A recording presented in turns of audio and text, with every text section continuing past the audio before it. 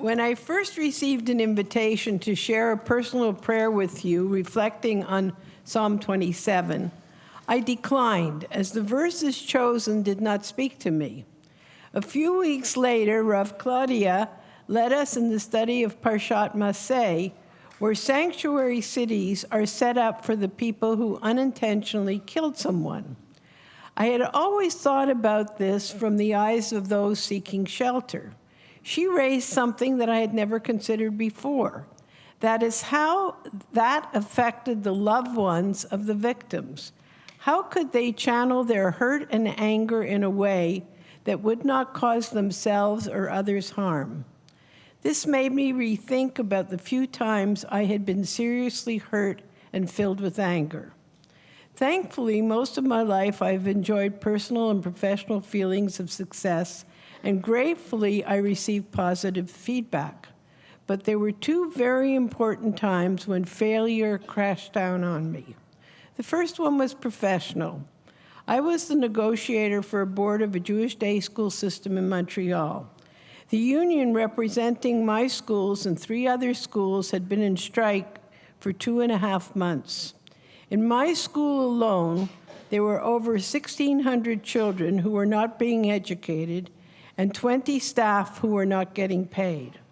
Furthermore, if the solution was not reached shortly, we could have lost our government financial support, and God forbid, this could have collapsed the system entirely.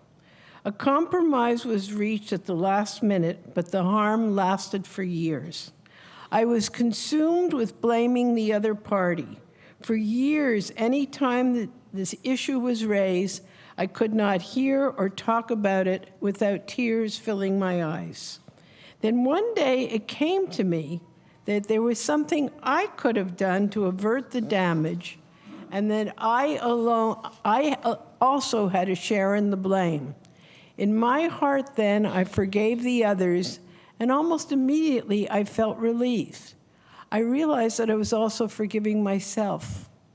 In my personal life, the failure of my marriage was devastating.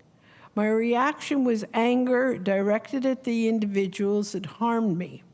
It took a long time, but one day I realized that I had not only survived the hurt, I was thriving in my new life.